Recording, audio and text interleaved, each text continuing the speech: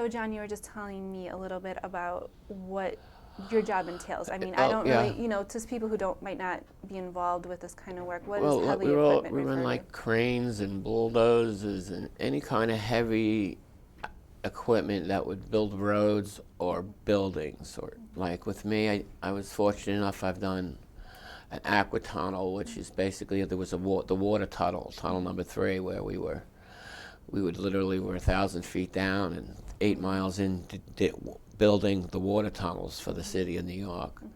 I've been on the top where we've built piers for the LaGuardia Airport and water systems over by Shea Stadium and roads, the highways, and buildings in the building industry, building skyscrapers. It's every type of heavy equipment that you could. When you come into the city and see something built, you can be sure that there are union tradesmen that are doing it. So you operate like the cranes, you operate? Me personally, I don't operate the large cranes. I do more like bulldozers, front end loaders, excavators. And the list goes on. Almost everything but the large cranes. Right. You need a special license. Right. I have a lot of fun using the other stuff. So, where were you the morning of 9/11? Well, the day of 9/11, I was at a 7-Eleven when listening to I always listened back then to the AM station 1010, and they said that a plane had hit into one of the towers. In the beginning, they said it was a small plane. They weren't very sure at the beginning. And it just didn't seem right. It just didn't seem right. How can a plane hit those buildings? It was a beautiful, clear day. And then with that, the second plane hit. And I knew that we were like basically under attack. So you heard this on the radio? I heard the actual attack. The first attack actually on the radio. I turned around and scrambled home and saw the second attack as it happened on TV, live, because it was like a 15 or 20-something minute difference in planes. So by that time I was home. So after the second plane hit, I knew right away that it was like an attack. And I also knew that all the people that were in that area that were hurt. At that point in time, the buildings didn't fall yet. So basically, I was just glued to my chair and calling my union and keeping in contact with a few people in my union. Did you have the day off that day? I was actually scheduled to go in for an operation on my foot. So I was actually off that day. That week I was going to get operated on. But then that all changed with the attack. Were you home alone? I mean, were you by yourself or? At that time, actually I was alone. I remember calling my cousin. She ran the union trade school that we have in Queens. And we were talking about who we might have known between our cousins and our friends that were working in that area at that time. And then sometime in between there, the first building fell. And then I knew that that it was a lot bigger now. It was a lot bigger. The problem was a lot bigger. It was escalating before my eyes on TV.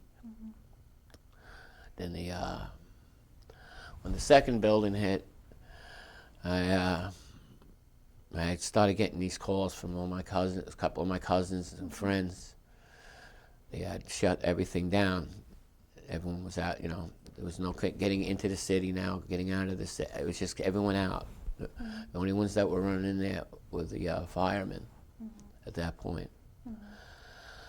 So I'll never forget, I got in the car, and I lived by the water, so I was going over the Robert Moses Bridge, and I saw, you used to be able to We used to go up to the top of the bridge there. On a clear day, you could actually see the towers in the city. Just make them out. And all I saw was this like gray cloud you could still see from all the way out by us. I live out in Suffolk County. It's like 30 miles. And then when I looked to the ocean, there was a warship coming by, heading towards Manhattan. And the Coast Guard station, that's right there at the edge of the bridge, with 2 machine gunners sitting on top of it. So all of a sudden, the reality of war and stuff was all setting in. And I knew I had to hurry up and I had to get into the city, because who was going to move all the stuff? Who was going to move all that? It had to be the tradesmen. You know, that was 2 buildings that would just fell. And I just saw it from the TV aspect. I really, my jaw dropped when I actually got down there. But so it was hard though to get down there. Everything was locked out. I went to the firehouses and to the police departments to get in, and I couldn't get in on the 11th. I finally went in with 2 friends of mine, 2 brothers, Andrew and Kevin. I don't think they mind their last names, so the Gullimores, 2 Gullimore brothers. We went in there the next morning. I think it was in the morning. We were able to get a train from Queens. You couldn't get any trains. There was no trains out here. So I drove into Queens, and we met at Queens. We all had made like a survival sort of thing. You know, I had a knapsack with water and stuff. No one, you know, that what I saw, what I thought I was going to go into, you know. So we got on the train, and everyone in the train's really like scared. You can see it. Everybody, there was no like. There was more like everyone was scared. It didn't matter who they were, it didn't matter what color they were, no race. Everybody was scared. You could tell. And we were just. Who were these people on the train? I'm not sure who these people. They were just people on the train They were heading back into Manhattan. They could have been, as far as I know, people like us going down to Ground Zero. I don't. I was really at that point concentrating on preparing myself for what we were about ready to do. So as the train's going over this bridge towards Manhattan, you can see out where the towers were, and you know, just amazingly that nothing's there right now. It was a pretty surreal picture, and just the smoke that was coming up from where it was. So when we got into Penn Station, there was really chaos from what I can remember. People were really scared and running around, and a lot of commotion as we came up out of the ground up onto I think it was like 33rd Street there. Then you could see like the pandemonium and the fear in everybody, and it just was something out of like something you would see like you were like when you were a kid watching a movie and seeing those people all scared at once on TV. This was was just, we haven't even gotten there yet. Yeah, and this was a few days later. This was less than 24 hours later. 24 hours later. I got down there on the 12th. On the 12th, right. So we started making our way down towards Ground Zero, and there was a lot of emergency vehicles and construction equipment finally starting to come in. So we just kept jumping on from truck to truck to truck to truck on the back of them as they were going down. And then when they would get caught in like the traffic jam, we'd get off, we'd walk, and then we would hop on something else. And we got our way.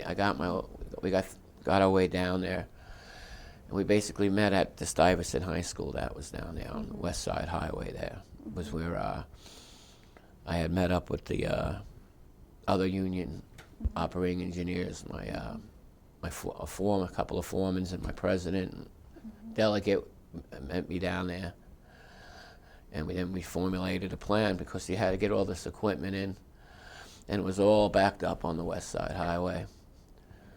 But I'm really jumping because as we got down on the West Side Highway, we had to walk about probably a mile. I think we got to Pier 44 or something like that. So as we were walking up towards the World Trade Center there, it got to just realized the magnitude of all this destruction that we were coming upon. You could see it in the distance. And it just seemed like the closer we got, the more and further all the devastation was. It wasn't just like down in the plaza of the World Trade Center. This was city blocks all around. From the west side up to Vessel and Church. I mean, it was a big, big area.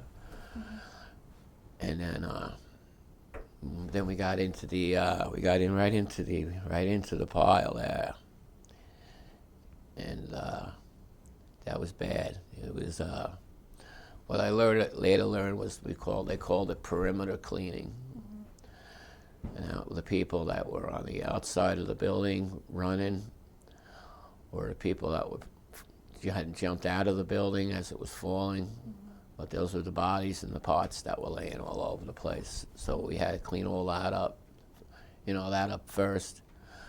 And I'll never forget, like, the vision was, when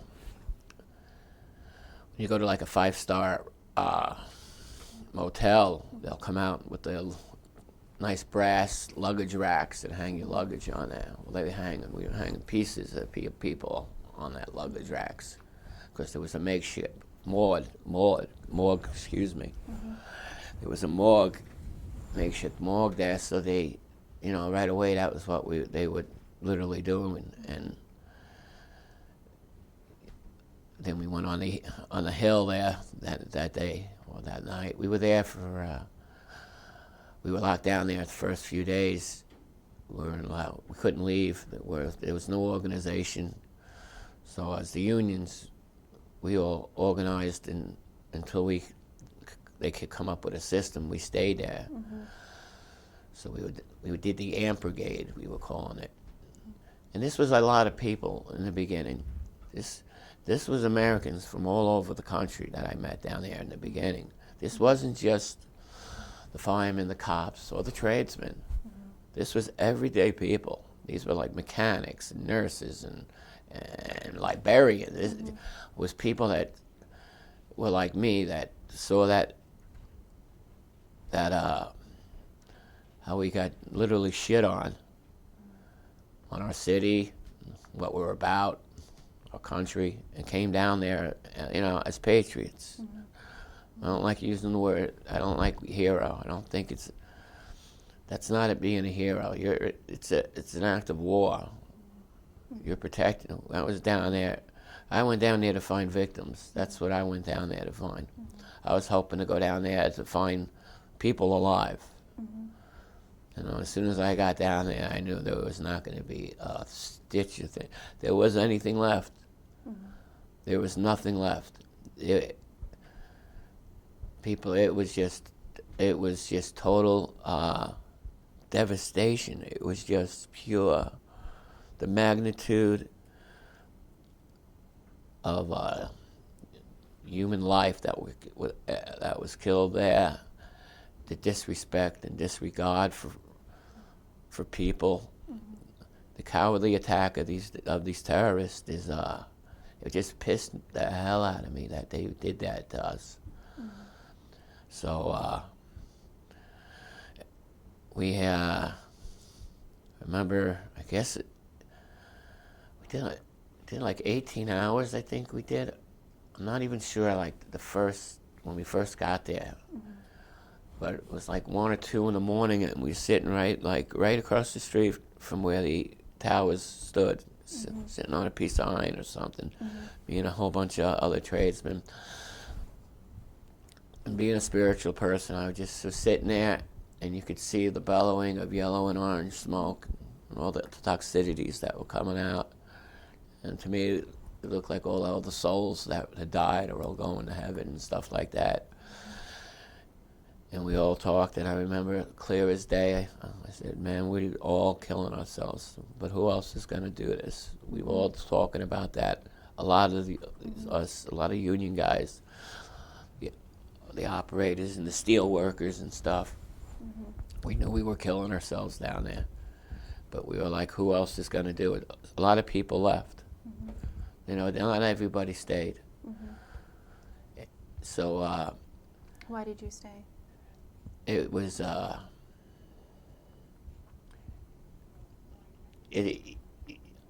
magnitude of death, and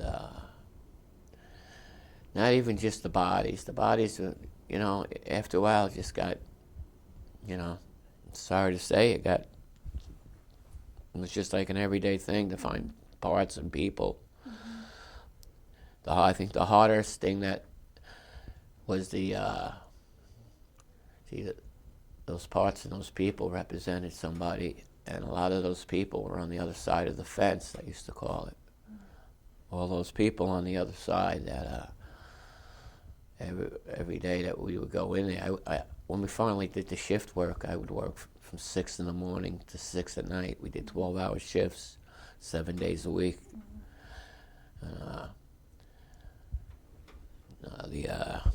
Those people, to this day, I still get a little choked up about them people. They would literally grab you. I mean, literally just grab you and stop you. Would have a picture, and they would have some kind of story behind it. You know, these were human beings. You could just see the despair in people's eyes.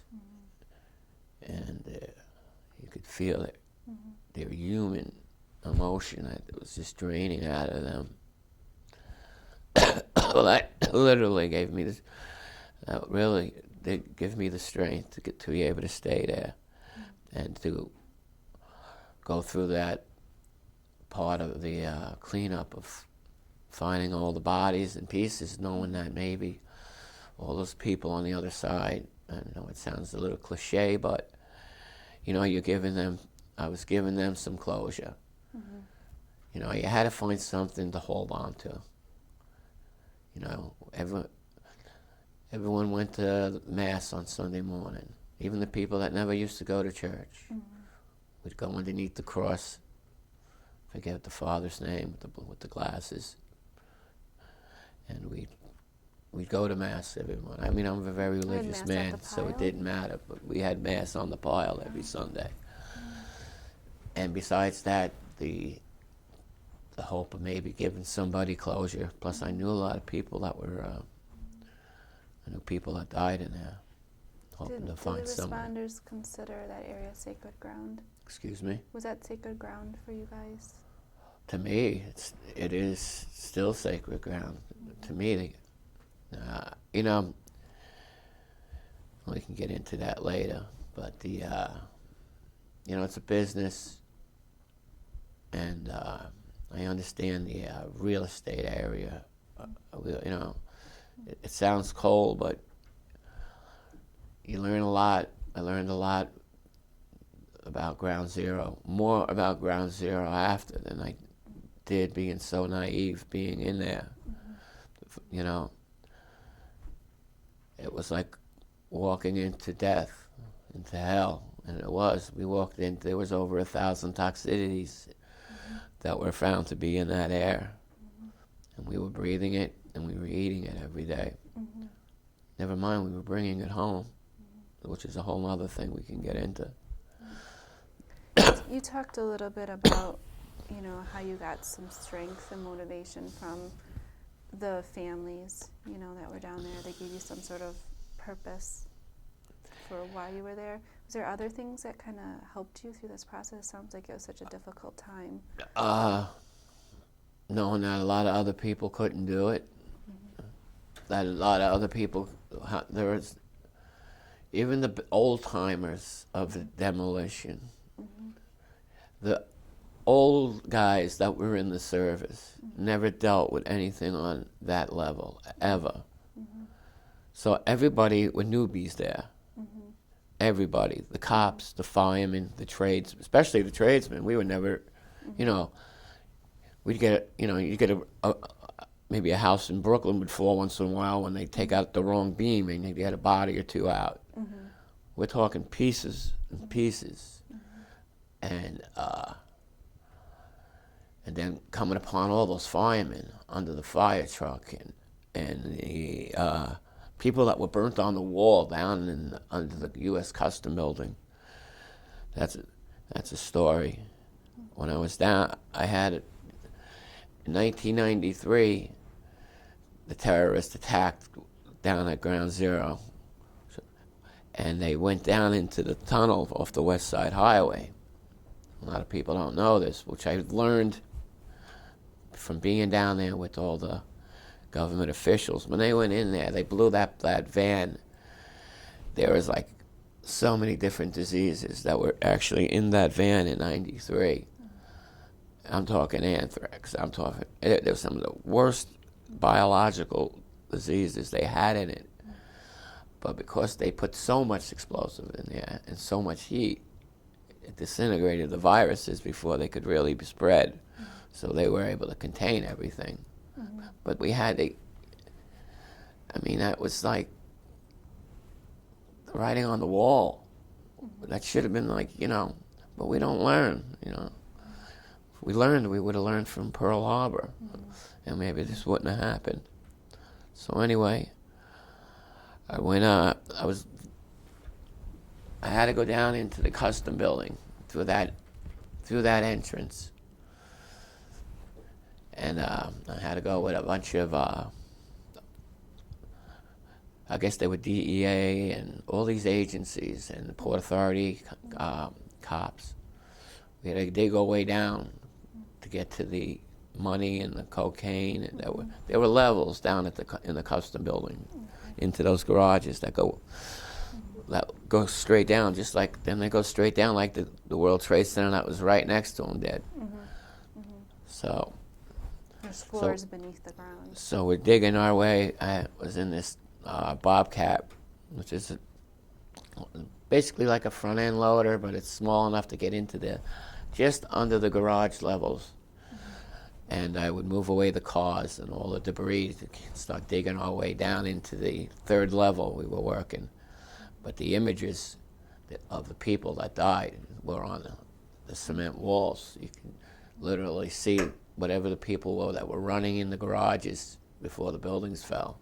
When the buildings fell, they were incinerated, and their ashes were. I could still see them on the wall of the down in the garages of all these people that were running, and then burnt up there. So we were digging our way down to we got ourselves down to the third level. And then we wanted to get to the fourth. It was completely flooded from the fire. Trying to put the fire out. All the water, started in the basement and it was coming back up. So we got down to the third level. And it's completely dark. The only lights we really have are the lights that they have and the lights that I have on my Bobcat. And I'm noticing all these little red dots all of a sudden all over the place. And what they were spotters. And I didn't know, this is my first disaster. But they were government spotters. Sitting there, trained on all of us. Me, Port Authority cops, all of us. These little red dots. And they explained, that when you have disasters like this, the first thing the government's really going to do is protect its assets. And we were in the Wall Street with the gold. So you were trying to get those assets out of the building, basically? Oh, they needed to get them out. The gold was a big thing, and to get communication going again. We had, I think it was Vesey Street. They ran all the communications for Wall Street out right on the sidewalk. right down the road. They had it hooked up in 2 days to get Wall Street back going. You know, they did temporary hook up those guys, all union guys. They did it by Monday. They had Wall Street running. All the electrical stuff was running right down the street just to get it going. It didn't matter, just to get it going. Where did you get your instructions from, I guess, in terms of what you were going to be doing? How did that happen? Basically, you worked. There was a lot of companies that the government brought in contractors with their machineries that we would run. But it wasn't really. You sort of just took a certain area, and that was you just sort of went with it. I was instructed to go down into the custom building by the Port Authority, by that guy Tom. You know, but I had to get checked out. So they had to check me out before I would Like get a background check? background check and stuff before I went down there. But you had to work from outside the pile in. You can't work from inside the pile. Right. So basically, everyone just sort of took a whole perimeter, and everyone just converged going in to the pile.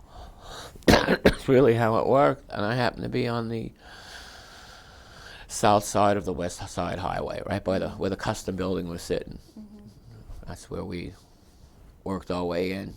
It sounds like people really had to depend on each other and trust each other for, you didn't know. And in the construction field, you might listen. All the unions, they work together and they all bicker. You get guys together. It's just, but everyone does their job, and that's what it became, and it had to.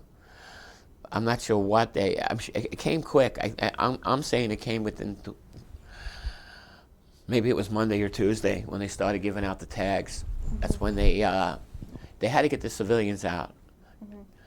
The amount of destruction was about 5 or 6 stories. I think is what they figured high. Blocks worth, and voids 70, 100 feet down. You can't. We're going to lose people that we didn't even know were on this pile. You know what I'm saying? Because it was dangerous? Or? Totally dangerous. We had stuff falling on our machines because everything was. When the buildings fell, everything just splintered out. So all the surrounding buildings had metal, glass hanging. We had stuff falling all around us. It was so, it was so dangerous. Like the first, I don't know. Well, it was always dangerous, but from what I remember, the first week was the most dangerous until they started securing everything around. Because the buildings were there was a few buildings that fell there when I think it was building number 7, the last building to fall, was when we were walking down the street on the 12th. And we heard the horns and saw everyone running, and so we just turned and went the same way. We didn't know exactly what. I never heard of, that's another thing. They hook up horns and intercom speakers all over the site right away. And if it was, I think it was I forget what it was. It was different cadences for different reasons. And basically, for whatever the building was, it was two horns. If you heard 2 horns, you ran.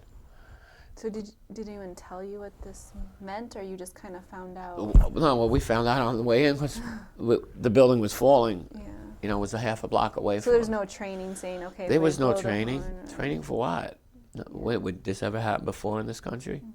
This never happened before. There was no training. It was on-the-job training. Believe me. You learn a lot. The perimeter cleaning with the bodies.